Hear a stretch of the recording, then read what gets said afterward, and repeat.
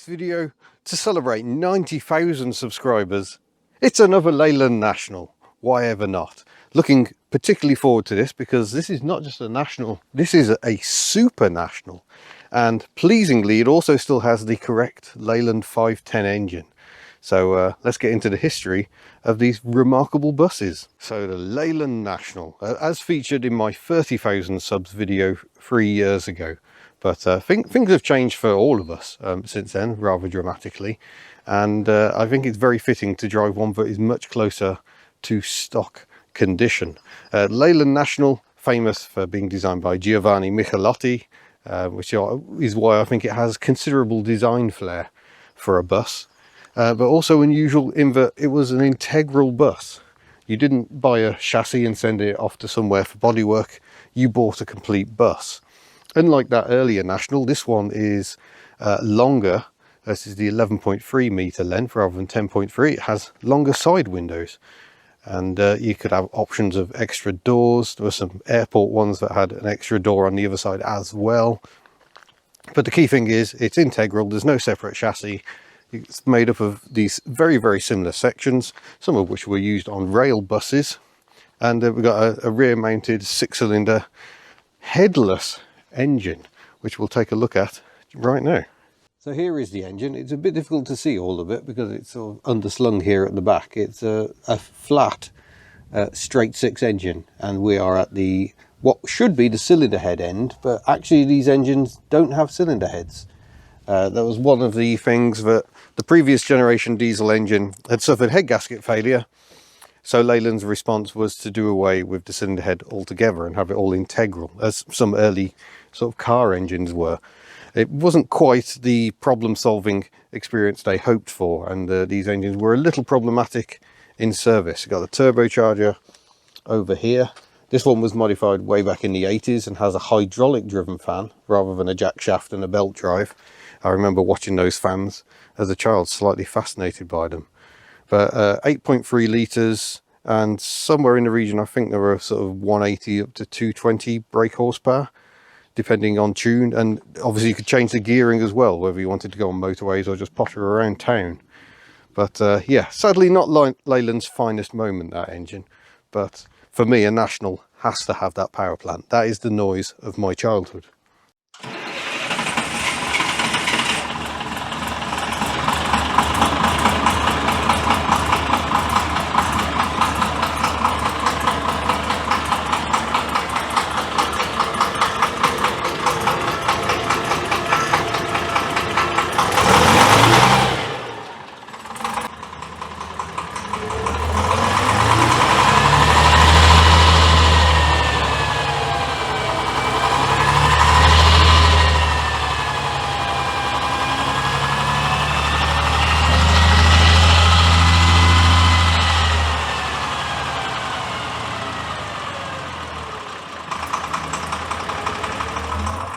Now I'm also pleased that this one has the original rear lights. Again, part of Michelotti's design work. Just really nice, very unlike any other bus. The last one I drove had sort of 1980s style replacements grafted in. So it's just a lovely part of the design. Up the top, we've got the roof pod, which housed the heating system. These buses originally blew air down from the roof, which worked about as well as you could imagine.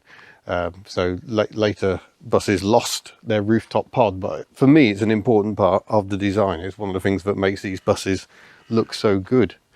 We'll head aboard and I can tell you why this is a Super National. First of all, we'll take in the cab area. In front of the six-cylinder engine is a semi-automatic epicyclic transmission, which basically means you've got gears inside gears all whirring around mischievously. There is a fluid flywheel between engine and gearbox, so that means just two-pedal drive. We've got a throttle, we've got a brake, both of which use air to do their respective features. It's a 5-speed gearbox. This one originally had a 2-speed ZF automatic when it first came out, and wiper controls are down there. Wipers are also air. I'm pleased to report they are fully functioning. We will be testing wipers. Coasting in neutral is forbidden. Some interesting messages all around. There's your tyre pressures. And we're going to take this thing for fuel today. So we'll find out how much it really costs to run a bus at 9.5 mpg. But let's take you further down the bus, and we can take in some of the special features of the Super National. And to help me explain what on earth is going on here, I've got the owner Craig, who's helpfully going to actually tell us what is what. So try my best. Yeah, what is a Super National?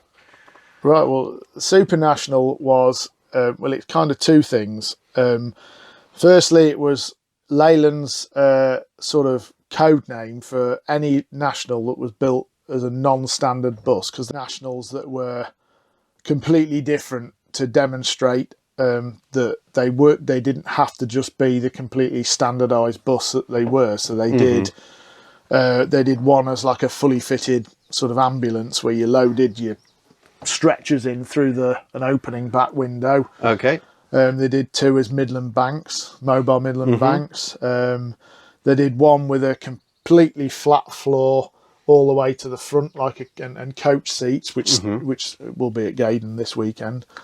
They did another one, and this is where people get mixed up, that was branded as the Super National, as well as, you know, on the outside. Yeah. Which was built as a demonstrator to a similar concept to this, similar in the back, but no toilet, sort of a row of seats either side of the gangway with individual workstations. A lot of people will say that this was a demonstrator when it was new, and it wasn't.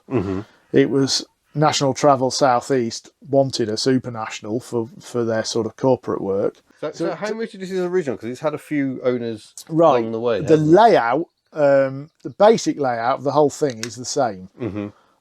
This back half with the tables and the back-to-back seats, and there should be another table here that I've got, but I haven't fitted it. Yeah. That's how it was when it was built, but it had completely different trim. So it had sort of, I think, either dark brown or black carpets, brown vinyl, or there might have been leather, we're not sure, seats. Wow. And then instead of all of these plywood window surround additions, it had orange roller blinds that you could pull down. Oh, this is sounding so 70s. And then like false curtains on the window pillars. So all of these window frames here, where you can see the cream coming through, that's how they were. They were all that sort of colour. This little servery area that's in front of us here, that was there from new, but it was trimmed in like that sort of 1970s wood effect Formica. Oh, yeah, yeah. Instead of stainless steel. Where it differs, the main difference is the front seats. Yeah. So what it didn't have this ancient and very broken ice maker. Is that what that is? Yes. It had 4 single seats facing forwards, and then 3 double seats on this side, which were, I'm told, out of an aircraft. We don't know what aircraft, because when it was new, it was wired for 4-channel audio, so you could plug your headphones into the seats and choose what audio you could have. So wow, this wardrobe, if that's what you want to call it, that was there originally, but not trimmed in this blue and whatever it is. It was either dark brown or charcoal, I think it was. The toilet was there, and the toilet compartment is as it was. The toilet does actually still work, but we don't use it. Yeah, we won't be testing or filming the toilet. No. This was actually the secretary's desk. So for whatever reason, and I don't know why, they've extended it slightly here from the back of the toilet, but it originally had a desk that came out there. What you had up here, you had the TV unit, then another shelf with the video and audio equipment, and then there was another shelf with a few other bits on, then the desk itself, and they had like a typewriter, a radio telephone, a little dictaphone, and I've managed to find an original. Oh wow, that's the exact same model that was in it. It's one I've got off eBay. Blimey. And I've also got the television that's stored elsewhere that I need to mount up there, that I keep out of the way. I just need to get the video unit and the typewriter, and I've nearly got the full set. The audio equipment was very simply 4 a contemporary car radio is all mounted in the same unit with an amplifier divided. We have a couple of these later editions. Yeah, they're later editions, yes. Wow. Very little that was added on works, apart from the toilet, which does still work. There is hiding under here, although I can't open it, a fridge. And the water tanks that feed the sink and the toilet, they actually sit on the roof under the roof pod. Those big roof pods, the early ones, the heater units only take up the rear third of the space underneath them. The rest of it was just empty. Oh wow! So design, I guess, just because it looked better to have a longer pod. Yeah, obviously the later ones were shortened, much shortened, probably half the length, and just have the heater units underneath them. So what was it used for first of all? It was used. The idea was it was used as like a mobile boardroom. Okay. So your companies could hire it and then take it on a trip somewhere to another one of their sites, but have a meeting on it while they were travelling there. Okay. And if you imagine it had a hostess and it had full, like you'd have a row of spirits on there. You'd have like a little coffee percolator in here, so you could have a few drinks. And they also used it as a tour bus for several well-known singers, Dolly Parton being one of them. Oh yeah, I've heard of her. Yeah. And also Fleetwood Mac. Wow. It went abroad on at least 2 occasions, which is why it's got additional fog lights fitted to the back. In the panel that goes under the back window. They're not original. No. They're original Lucas light units, which matches everything else, but they're not an original fitment. So yeah, it ran like that for about 5 years. Another notable thing that it was involved with was the BBC used to use it. They used it for an entire season of the Seaside Special programme that was on in the 70s, like a light entertainment, where they'd go round, kind of like a TV version of the Radio 1 Roadshow, where they go to different seaside events on a big circus tent. So it really has had quite a life. Yes. Yeah. I mean, after it was a PSV, it was sold for private use. A company called Satra UK Limited had it. They were allegedly connected to the Russian government. Okay. And they were a company that were involved in the import of Russian cars to the UK. How very Hubnut. After that, we're not too sure what happened. I've been told it belonged to a car dealer in Hull who just used it as a mobile office. And then It makes sense. Yeah, and then it ended up with Pirelli tyres. They used it as a mobile training unit. I emailed Pirelli and asked them what they used it for, and that's what they said. After Pirelli had it, I went to Withhill Transport Museum and I was left there for a number of years, still in Pirelli livery. Yeah. Eventually, I wonder if I saw it there, because I used to visit quite frequently, because I went to school in Withhill. So. Yes. Yeah, quite possibly so. I don't know how long it was there for before it was moved elsewhere. It passed through a number of hands, ended up with a guy in London or somewhere in the London area. He then sold it on eBay to a church group. Why they bought it, we're not sure. The guy that ran it said, well, a transit would have done, because they just used it to store and distribute clothes to the homeless. Used to live on a private driveway. They then put it for sale on eBay. And I think there was only one person bidding against me that wanted to use it for a mobile home. And it kind of I just got the bit between my teeth. I thought there's just no way. No way. This thing survived for so long. Not in its original condition, but close to it. Yeah. It's, It needs saving. It needs saving. Yeah. And the guy has said, I'm glad we sold it to you. Excellent. Because, the interior is what it is. It's still a work in progress. But if we step back outside again, you spent the past 3 years bringing it back up? 4 years. 4 years Yeah, now. I bought it in May 2018. So yeah, it's... I've been watching the progress. You're very good at posting the progress on Facebook. Well, that's a little bit of a motivational tool. Yeah. Because I thought if I make it as public as I can, people are going to make more negative comments if I don't put progress on. Yeah. So it enabled me to carry on and get it done. Because I've owned a few buses before, and I've never got anywhere close to, well, I've never really even started most of them. Maybe it's because different time of my life, I don't know, but I thought, yeah, I mean, I passed my test in a Mark 1 National, albeit one with a Volvo engine, like the one you drove before. And it was only after I bought this I found out it was built, the shell was built the same month I was born. Oh wow! In June '74. So I thought, you know what, it was almost made to be. Yeah, wonderful. Right, I think we should probably do less talking and more driving. So it's a 5-speed semi-automatic. So that's first up there, second alongside, then third, fourth, fifth. Reverse over there, but there's one other position, which is an interlock to start it. So if I put the ignition on and try to start it, nothing will happen. But as soon as you put it in there, it starts. And we're running. Beautiful. Yes. So this is it. These are the noises of my childhood. Leyland Nationals took me to school, and a few years later those same Leyland Nationals would take me home from the nightclubs of Birmingham, often with the same poor, jaded looking drivers. Those truly were glorious days, but yeah, really does bring it all back. It's all a lot quieter. I think there's a lot more sound deadenings, a lot more carpet, soft furnishings. It really does dull the noise down, but I can hear the turbo whistling away quite nicely.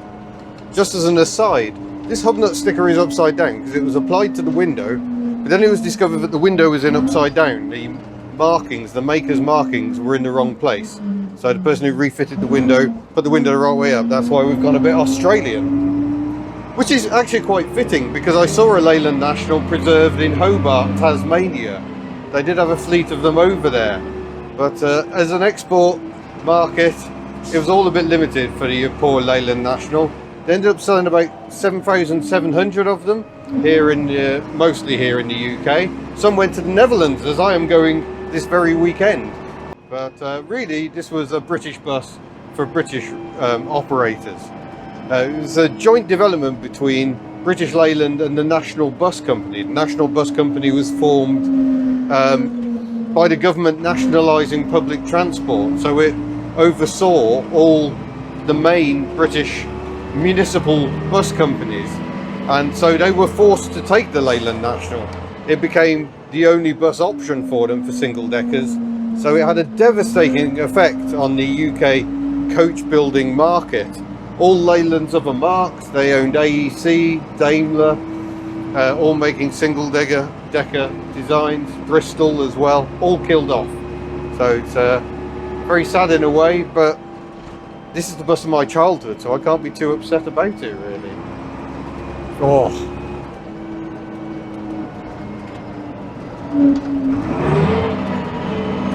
Bit of a rev blip on the downshift, as you're meant to do.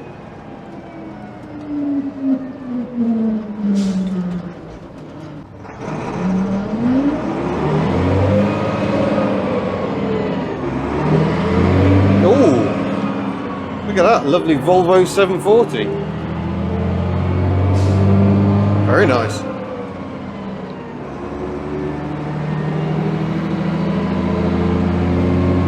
Which is fitting because Volvo Trucks bought out Leyland's bus operations.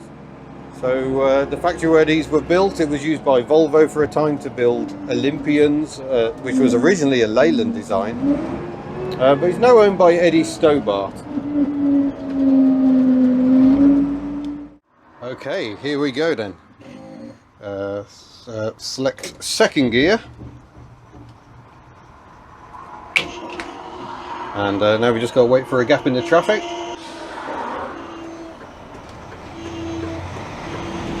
Away we go.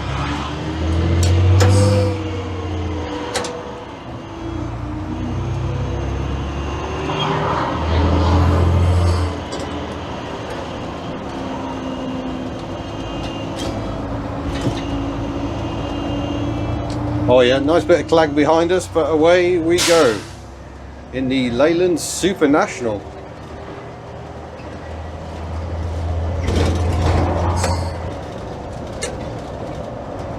It's very odd having such a delicate little gear lever controlling such a big gearbox in such a big vehicle. But oh, this one drives really nice. It feels very tight on the steering, and again so quiet because the engine is so far away. But the last one I drove was a catering truck, so it was there was a fair bit rattling around, but this feels quite smooth actually. Build up our speed, we can legally do 50 miles an hour down here.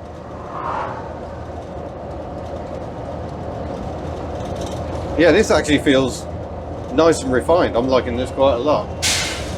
So it's an air throttle and also air brakes, but I'm quite used to air brakes, because air brakes work very much like a hydraulic Citroen, in that you've got all that pressure and you're allowing some of that pressure out to operate the brakes. So I don't find the transition to air brakes all that difficult to cope with. I'm determined to nail downshifts this time. A bit of a rev blip on the downshift is apparently the thing to do. So we'll see how I get on with that.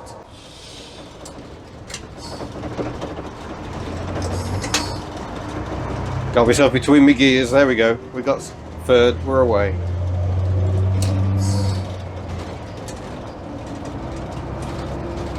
So drivers back in the old days had a lot more to think about. These days, automatic gearboxes, piece of cake. Similar roads to when I was driving the other Leyland, so perfectly suited to the relatively novice bus driver.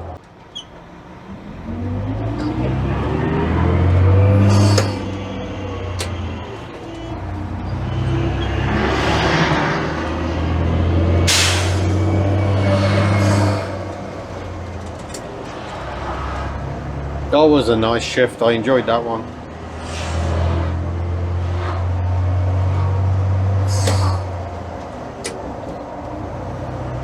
The lag is because it's air controlled, you've got to give it time to get out of the previous gear, otherwise things get rather unpleasant for the gearbox. Swing the big wheel, operate the Austin Allegro indicator stalk, and around we go.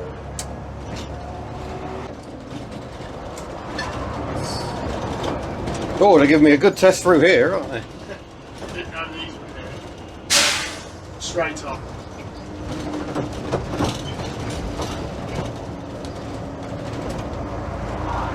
No cones were harmed in the making of this video. Yeah, the idea of driving one of these for a long shift, dealing with passengers, well, no, it's far better in preservation doing it with an empty bus. Scanning the road ahead, all important. Just to make sure you're anticipating what's going on down the road. The Leyland National was introduced in 1972, which is why this bus has done a lot of travelling this year to celebrate the 50 years. That's when the first bus left the factory and went into service.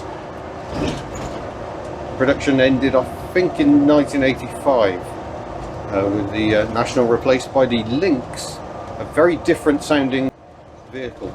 By the way, this is entirely legal. Someone with a car driving licence can drive a bus as long as it's over 30 years old and not carrying more than 8 passengers. I'm grateful I've driven one of these before on the road and driven trucks and various things, so I am used to driving larger vehicles because it really is it's requiring all of my powers of concentration, which is why I've not talked very much. So I'm just having to focus so much to keep an eye on. So mostly you're just getting to enjoy the noises, but most of the noises are at the back of the bus. Queuing anyway, because there's a truck there and a coach.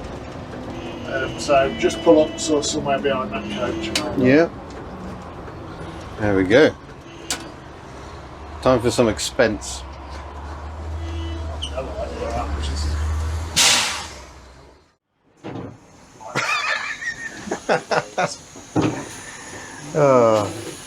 Never worked with children, animals or buses. There you go, the slightly chaotic air wipers of the Leyland National while we're waiting for our fuel. Yeah, they don't self-park. Oh, still going. We're up to 183 quid's worth of fuel so far for 90 litres. Current fuel price is not friendly to the bus preservation world. That is a lot of fuel. But yeah, buses, expensive business. I think he's determined to see if he can get it over 200. Sorry, £208 is our final figure. Oof. Car owners, don't complain about fuel prices, because it's far worse if you drive a big thing. Right, here we go for round 2. Oh, I won't pull out in front of the lorry, it's not very fair. Oh, he's coming in here anyway. There we go.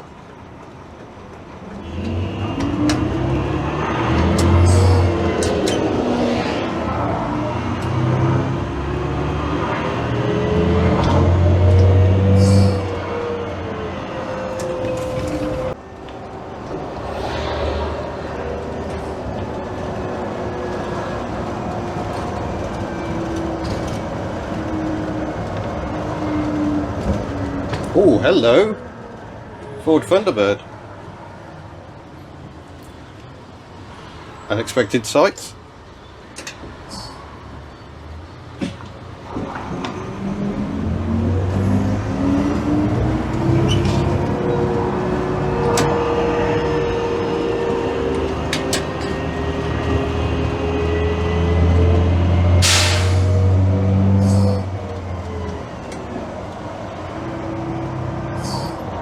There are definitely worse ways to spend your day than driving a bus, albeit an empty bus, not one full of passengers.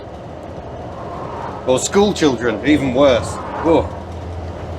Hats off to the school bus drivers. Whether you notice or not, it's quite a tight steel railway bridge you have to go over. Very impressive bridge, yeah. Oh wow, yeah, I can see what you mean now, a complete tipping bridge. Yeah. Yeah, it doesn't work.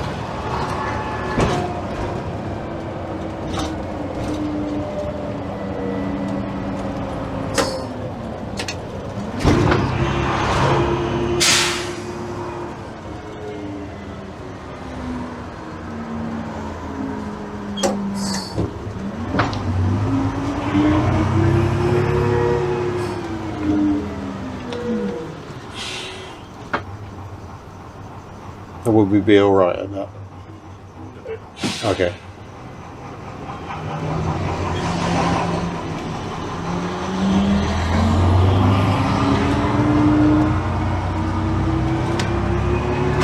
Oh, definitely squeaky bum time. So is this over the Trent? It is.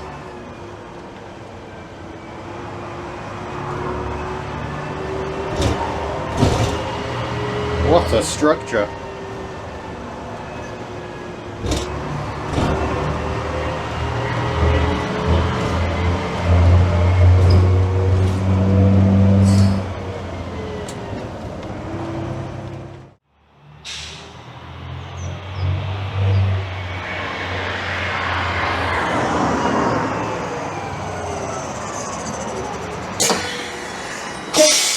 All aboard.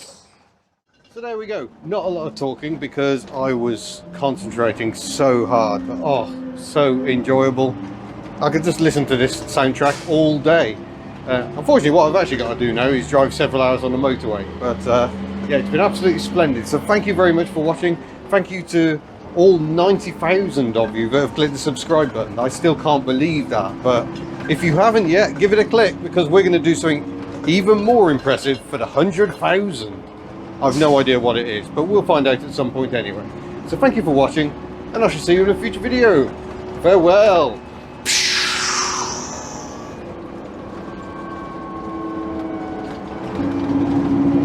Lovely.